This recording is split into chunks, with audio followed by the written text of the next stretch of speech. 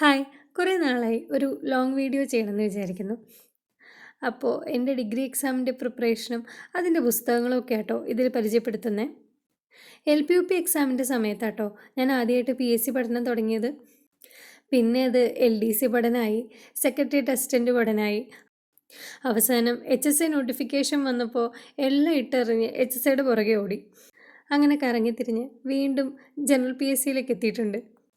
ഈ എക്സാമിന് വേണ്ടിയിട്ട് സൈലത്തിൻ്റെ ഡിഗ്രി ലെവൽ ബാച്ചാട്ടോ ജോയിൻ ചെയ്തിരിക്കുന്നത്. ഏത് ബാച്ച് എടുത്താലും മൻസൂർ സാറിൻ്റെ ഇൻട്രൊഡക്ഷൻ വീഡിയോ കാണുമ്പോൾ കിട്ടുന്നൊരു സാറ്റിസ്ഫാക്ഷൻ ഉണ്ടല്ലോ, അത് പറഞ്ഞറിയിക്കാൻ പറ്റില്ല.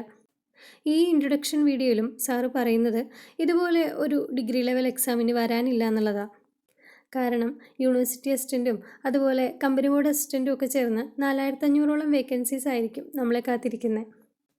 പിന്നെ ഞാൻ ആ ഷോർട്ട് വീഡിയോയിൽ പറഞ്ഞ പോലെ ഇതിലെ വീഡിയോകളെല്ലാം മുഴുവൻ കാണണമെന്നൊന്നും ഇല്ല കേട്ടോ. നമുക്ക് ആവശ്യമുള്ളത് മാത്രം കണ്ടാൽ മതി. ബാക്കിയൊക്കെ നമ്മുടെ കയ്യിലുള്ള നോട്ട്സും റാങ്ക് ഫയലും ഒക്കെ വെച്ച് പഠിക്കാവുന്നതേ ഉള്ളൂ. സൈലത്തിൻ്റെ ഈ ബാച്ചിൽ ലൈവ് വീഡിയോസും ഒപ്പം പേൾ എന്ന ഒരു സെക്ഷൻ കൂടിയുണ്ട്. അതിൽ നമുക്ക് എല്ലാം റെക്കോർഡഡ് ആയിട്ട് കിട്ടും. അതാകുമ്പോൾ തീരാത്ത ടോപ്പിക്കൊക്കെ നമുക്ക് വേഗം കണ്ടു തീർക്കാൻ പറ്റും. അങ്ങനെ ബാച്ചിലൊക്കെ ജോയിൻ ചെയ്ത് ബ്രേക്ക്ഫാസ്റ്റും ഒക്കെ കഴിച്ച് ഞാൻ ആദ്യത്തെ പരിപാടി തുടങ്ങി. ഒരു ബ്രേക്കിന് ശേഷം തുടങ്ങുമ്പോൾ ഞാൻ ആദ്യം ചെയ്യുന്നത് ക്ലീനിങ് ആയിരിക്കും. ഇങ്ങനെ അടുക്കിപ്പെറുക്കി നടക്കുമ്പോൾ എൻ്റെ കയ്യിൽ കാണാതെ പോയ പല പുസ്തകങ്ങളും കണ്ടു കിട്ടാറുണ്ട്.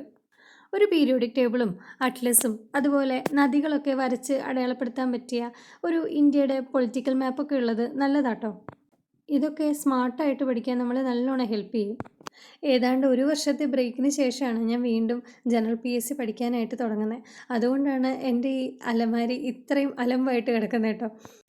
അങ്ങനെ കുറേ നേരത്തെ കഷ്ടപ്പാടിനൊടുവിൽ ആ അലമാരിയെ പൂർവ്വസ്ഥിതിയിലേക്ക് എത്തിച്ചിട്ടുണ്ട്. ഇനി ഷോർട്സിൽ കാണിച്ച 60 ദിവസത്തെ സ്റ്റഡി പ്ലാൻ എങ്ങനെ എടുത്തതെന്ന് കാണിച്ചു തരാം കേട്ടോ. അനുദീപ് സാറിൻ്റെ ക്ലാസ് PSC പഠിക്കുന്ന ആരും വിട്ട് കളയാറില്ല. അങ്ങനെ യാദൃച്ഛികമായിട്ടാണ് ഈ 60 ഡേയ്സ് പ്ലാന് ഞാൻ കണ്ടത് കേട്ടോ. എങ്ങനെ പഠിക്കുന്ന ഓരോ ഐഡിയ ഇല്ലാതിരുന്നപ്പോഴാണ് സാറിൻ്റെ ഈ വീഡിയോ കണ്ടതും ആ പ്ലാനർ തപ്പിപ്പോയത് കേട്ടോ. ഇത് അനുദീപ് അക്കാദമിയുടെ ടെലഗ്രാം ചാനലാണ്. ഇതിൽ സ്റ്റഡി പ്ലാൻ ഡിഗ്രി പ്രിലിംസ് എന്ന് സെർച്ച് ചെയ്ത് കഴിഞ്ഞാൽ നമുക്ക് ഈ പ്ലാന് കിട്ടും. ഇത് പ്രിൻ്റ് എടുത്തോ അല്ലാതെയോ നമുക്ക് പഠിക്കാം. ഒരു ദിവസം നമ്മളെ കൊണ്ട് പറ്റുന്നതൊക്കെ ഇതിൽ ഉൾപ്പെടുത്തിയിട്ടുള്ളൂ കേട്ടോ.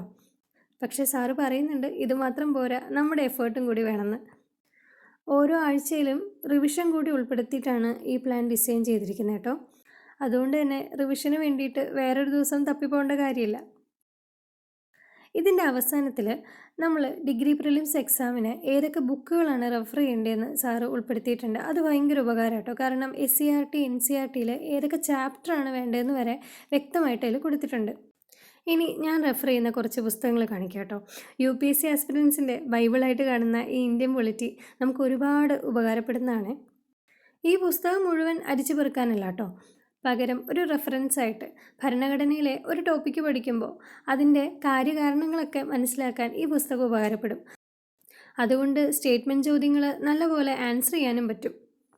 ഈ ബുക്ക് ആമസോണിൽ ഓഫർ വന്നപ്പോൾ 500-ന് വാങ്ങിയതാട്ടോ. പിന്നെ ഡിഗ്രി ലെവൽ എക്സാമിന് ഉപയോഗിക്കാൻ പറ്റിയ ഒരു ബുക്കാണ് ഈ ലക്ഷ്യയുടെ റീഫോക്കസ്. ഇത് NCERT ചാപ്റ്റേഴ്സിനെ വെച്ചിട്ടുണ്ടാക്കിയ ബുക്കാണ്. ഇത്തരം പുസ്തകങ്ങളിലൊക്കെ ഒരുപാട് ഡാറ്റാസ് ഉണ്ടാകും. അത് സെലക്ട് ചെയ്ത് മാർക്ക് ചെയ്ത് മറ്റൊരു നോട്ടിൽ എഴുതി പഠിക്കുകയാണ് നല്ലത്. ഇനി ശ്രീധര മേനോൻ്റെ കേരള ചരിത്രമാണ്. ഈ പുസ്തകം ഞാൻ PSCക്ക് വേണ്ടിയിട്ട് വാങ്ങിയതല്ല, ഞങ്ങളുടെ ഡിഗ്രിക്ക് പഠിക്കുമ്പോൾ ഉള്ളൊരു ടെക്സ്റ്റായിരുന്നു ഇത്. അന്ന് വാങ്ങിയ പുസ്തകത്തിന് PSC പഠനകാലത്ത് ഇത്രയും ഡിമാൻഡ് ഉണ്ടാവുമെന്ന് വിചാരിച്ചില്ല. ഈ പുസ്തകവും നേരത്തെ പറഞ്ഞതുപോലെ നമുക്ക് മുഴുവൻ വായിച്ച് മനസ്സിലാക്കാനുള്ള സമയമില്ല. പകരം ഓരോ തിരുവിതാംകൂർ രാജാക്കന്മാരും അവിടെ നിലനിന്നിരുന്ന ദത്തെടുക്കൽ സമ്പ്രദായവും അതുപോലെ രാജാക്കന്മാരുടെ ഭരണപരിഷ്കാരങ്ങളും ഒക്കെ നമുക്കിതിൽ നിന്ന് മനസ്സിലാക്കാം. PSCയുടെ സ്റ്റേറ്റ്മെൻറ്റ് ക്വസ്റ്റ്യൻസിനാണ് ഇത്തരം റെഫറൻസ് പുസ്തകങ്ങളൊക്കെ നമുക്ക് ഉപകാരപ്പെടുക കേട്ടോ. അതുകൊണ്ട് തന്നെ ഇത്തരം പുസ്തകങ്ങളൊക്കെ നമ്മൾ വായിക്കുമ്പോൾ വളരെ സെലക്റ്റീവായിരിക്കണം. ഇനി ഞാൻ ഉപയോഗിക്കുന്ന റാങ്ക് ഫയൽ ലക്ഷ്യയുടെ ഡിഗ്രി ലെവൽ എക്സാമിൻ്റെ കേട്ടോ. ഇത് പഴയ എഡിഷനാണ്, അതായത് സെക്രട്ടേറിയറ്റ് അസിസ്റ്റൻ്റ് എക്സാമിന് വേണ്ടിയിട്ട് ഞാൻ വാങ്ങിയതായിരുന്നു. ടാലൻറ്റിനേക്കാളും ലക്ഷ്യയുടെ റാങ്ക് ഫയലാണ് എനിക്ക് കുറേ കൂടെ നന്നായിട്ട് തോന്നിയത്. റാങ്ക് ഫയലും അതുപോലെ റെഫറൻസുമായി. ഇനി നമുക്ക് വേണ്ടത് PYQകളാണ്. PYQസിനായിട്ട് ഞാൻ നോക്കുന്നത് പ്രയാണം ഇന്നലകളിലൂടെ എന്നുള്ള ടെലഗ്രാം ചാനലാണ്.